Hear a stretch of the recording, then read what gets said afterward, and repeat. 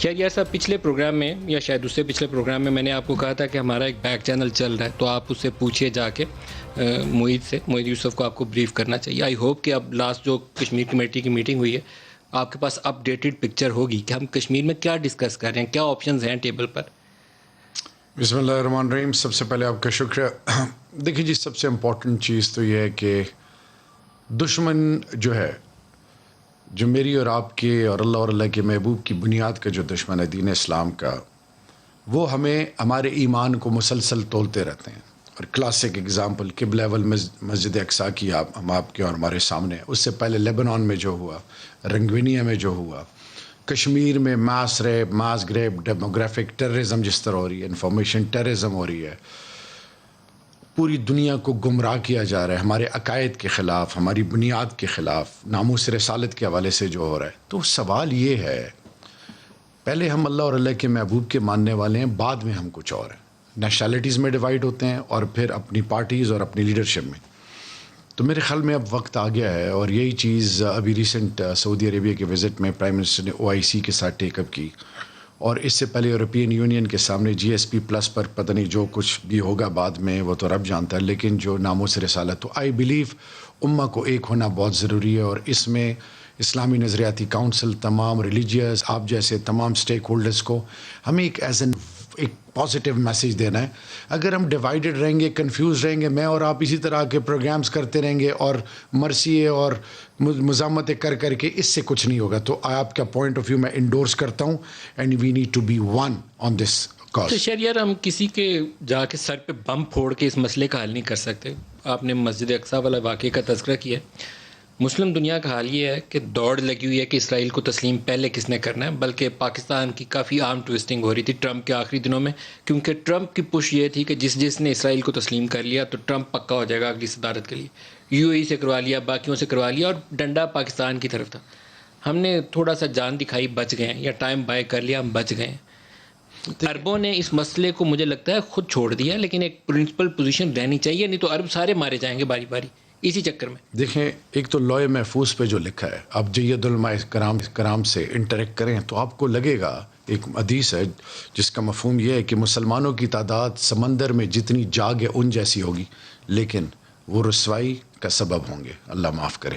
یعنی ہم پستی کی وہ طے چھو چکے ہیں، غیرت نام کی چیز ہی نہیں رہی امہ میں. اب سوال یہ ہے کہ اس کے لیے کرنا کیا ہے. وہ تمام سین وائسز اٹھنی چاہیے. ہم جب نہیں بولیں گے، آج تک کیوں ناموس رسالت کے حوالے سے کیوں نہیں بولا عالمی سطح پہ، کیوں ہم پیسیو اپروچ اپنائے ہوئے ہیں، چاہے وہ OIC ہے، چاہے عرب لیگ ہے، چاہے وہ ایز اے ہول امہ کی مثال.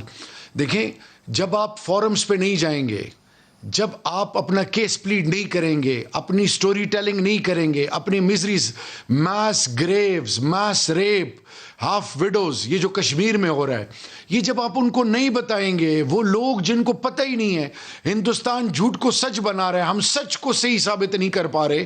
یا جو پیلسٹائن میں جو ہو رہا ہے، ابھی جو آپ نے یہ جو تھوڑا سا ایک کلپ دکھایا، میرے خیال میں پارٹیوں سے بڑھ کر یہ ایمان کی لیول کی باتیں ہیں. اور میرے خیال میں اب وقت آ گیا Malik sahib, enough is enough. We need to wake up. اور ہم نے لڑنا نہیں ہے، ہم نے پرو ایکٹیو ڈپلومیٹ، ہم نے ہماری یوتھ کو ویلاگر بننا چاہیے. ہمیں اپنی روٹس کو، اپنی آئیڈینٹی کو، اپنی کلچر ویلیوز کو، اپنے آپ کو اون کرنا ہے. ہم اب کسی اور کو اون کرنے میں لگے ہوئے ہیں جو ہماری بنیادی کھو چکی ہوئی ہے. تو ابھی تو ایک تو یہ پوائنٹ ہے. دوسری اور موسٹ امپورٹنٹ چیز کشمیر کے حوالے سے، ابھی ہم نے فار دا فرسٹ ٹائم ان حالات میں، جب ہندوستان میں کووڈ جو ہو رہا ہے، ہم نے ایک ریزولوشن یونانیمس پاس کیا کہ پیورلی آن ہیومینیٹیرین، انسانی بنیادوں پہ میڈیکل کوریڈور بنائے. کون؟ UN. انکمپلیٹ ایجنڈا ہے، UN کے ریزولوشنز کے مطابق آپ نے حل کرنا ہے. ان کا کوئی والی وارث نہیں ہے. 2458 ڈیتھس ہو چکی ہیں ٹل 4 مئی. 1,91,000 کیسز ہیں.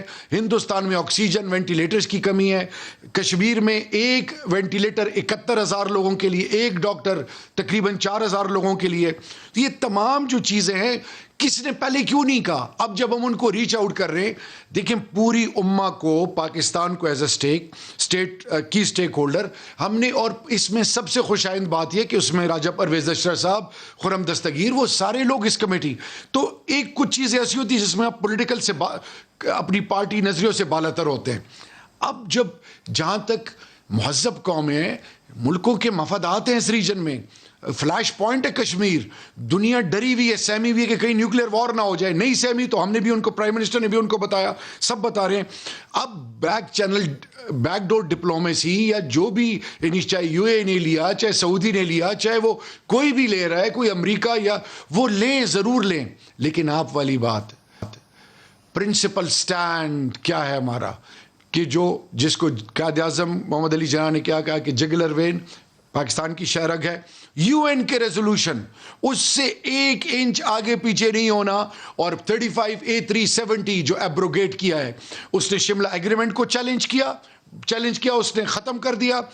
اب یہ بائیلیٹرل ایشو نہ پہلے تھا نہ اب ہے, انٹرنیشنل آرمڈ کانفلکٹ ہے, انٹرنیشنل ہیومینیٹیرین کرائسس ہیں, وار کرائمز کر رہے ہیں ہندوستان, وار کرائمز. اس کے باوجود میں آج ہی آپ کے پلیٹ فارم سے کہنا چاہوں گا کہ میرے خیال میں اب ہم مناصل القوم, ہم نے ڈیسائیڈ کرنا ہے کہ نیشنل سیکیورٹی پاکستان اور پاکستان کے مفادات, ان پر ہم نے ایک ہونا ہے.